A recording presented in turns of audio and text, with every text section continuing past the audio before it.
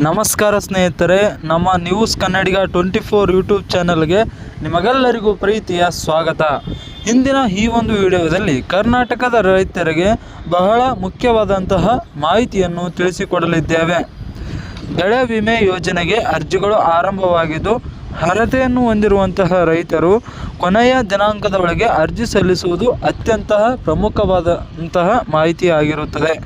ಹಾಗಾದರೆ ಯಾರು ಅರ್ಜಿ ಸಲ್ಲಿಸಬಹುದು, ಯಾವ ದಾಖಲೆಗಳು ಬೇಕಾಗುತ್ತವೆ, ಎಲ್ಲಿ ಹೋಗಿ ಅರ್ಜಿಯನ್ನು ಸಲ್ಲಿಸಬೇಕು ಹಾಗೂ ಕೊನೆಯ ದಿನಾಂಕ ಯಾವುದು ಅರ್ಜಿ ಸಲ್ಲಿಸಲು ಎಂದು ಸಂಪೂರ್ಣವಾದಂತಹ ಮಾಹಿತಿಯನ್ನು ಈ ಒಂದು ವಿಡಿಯೋದಲ್ಲಿ ನಾವೀಗ ತಿಳಿಯೋಣ.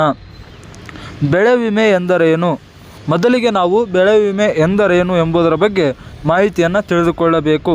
ಸ್ನೇಹಿತರೆ, ಪ್ರಕೃತಿ ವಿಕೋಪ, ಅತಿವೃಷ್ಟಿ, ಅನಾವೃಷ್ಟಿ, ಗಾಳಿ, ಮಳೆ, ಪ್ರವಾಹ ಅಥವಾ ಇತರೆ ಕಾರಣಗಳಿಂದ ಬೆಳೆ ಹಾನಿಯಾದರೆ ರೈತರಿಗೆ ಆರ್ಥಿಕ ನೆರವು ನೀಡುವ ಉದ್ದೇಶದಿಂದ ಬೆಳೆ ವಿಮೆ ಯೋಜನೆಯನ್ನು ಜಾರಿಗೊಳಿಸಲಾಗಿದೆ. ಈ ಒಂದು ಯೋಜನೆ ಮೂಲಕ ರೈತರು ತಮ್ಮ ಬೆಳೆಗಳಿಗೆ ವಿಮೆ ಮಾಡಿಕೊಳ್ಳಬಹುದು. ಯಾರು ಅರ್ಜಿ ಸಲ್ಲಿಸಬಹುದು? ಈ ಒಂದು ಯೋಜನೆಗೆ ಯಾರು ಅರ್ಜಿಯನ್ನು ಸಲ್ಲಿಸಬಹುದಾಗಿದೆ ಎಂಬುದರ ಬಗ್ಗೆ ತಿಳಿಯೋಣ.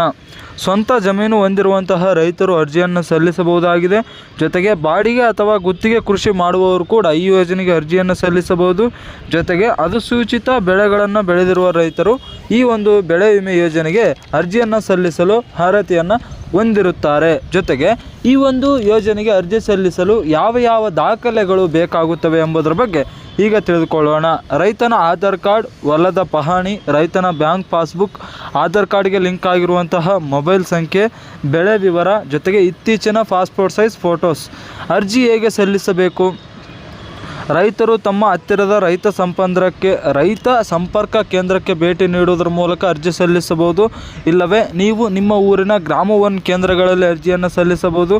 ಜೊತೆಗೆ ಕರ್ನಾಟಕ ಒನ್ ಕೇಂದ್ರಗಳಲ್ಲಿ ಅರ್ಜಿಯನ್ನು ಸಲ್ಲಿಸಬಹುದು ಹಾಗೂ ಸಾಮಾನ್ಯ ಸೇವಾ ಕೇಂದ್ರಗಳಲ್ಲಿ ಕೂಡ ಅರ್ಜಿಯನ್ನು ಸಲ್ಲಿಸಬಹುದಾಗಿದೆ. ರೈತರೇ, ಸ್ನೇಹಿತರೆ, ಬೆಳೆ ವಿಮೆ ಯೋಜನೆ ರೈತರಿಗೆ ಬಹಳ ಉಪಯುಕ್ತವಾಗಿರುವಂತಹ ಯೋಜನೆಯಾಗಿದೆ. ಆದ್ದರಿಂದ ಅರ್ಹತೆಯನ್ನು ಹೊಂದಿರುವಂತಹ ರೈತರು ಕೊನೆಯ ದಿನಾಂಕದ ಒಳಗೆ ಅರ್ಜಿ ಸಲ್ಲಿಸಿ ಈ ಒಂದು ಯೋಜನೆಯ ಪ್ರಯೋಜನವನ್ನು ಪಡೆಯತಕ್ಕದ್ದು. ಇಂತಹ ರೈತರ ಮಾಹಿತಿ, ಸರ್ಕಾರಿ ಯೋಜನೆಗಳು ಮತ್ತು ಕರ್ನಾಟಕದ ಇತ್ತೀಚಿನ ಅಪ್ಡೇಟ್ಗಳಿಗಾಗಿ ನಮ್ಮ ನ್ಯೂಸ್ ಕನ್ನಡಿಗ 24 ಯೂಟ್ಯೂಬ್ ಚಾನಲನ್ನು ಸಬ್ಸ್ಕ್ರೈಬ್ ಮಾಡಿಕೊಳ್ಳಿ. ವಿಡಿಯೋ ಇಷ್ಟ ಆದರೆ ಲೈಕ್ ಮಾಡಿ, ಶೇರ್ ಮಾಡಿ, ಕಾಮೆಂಟ್ ಮಾಡಿ ಹಾಗೂ ನಿಮ್ಮ ಒಂದು ಅಭಿಪ್ರಾಯವನ್ನು ಕಾಮೆಂಟ್ನಲ್ಲಿ ತಿಳಿಸಿ. ಧನ್ಯವಾದಗಳು. ಸಿಗೋಣ ಮುಂದಿನ ಹೊಸ ವಿಡಿಯೋದಲ್ಲಿ.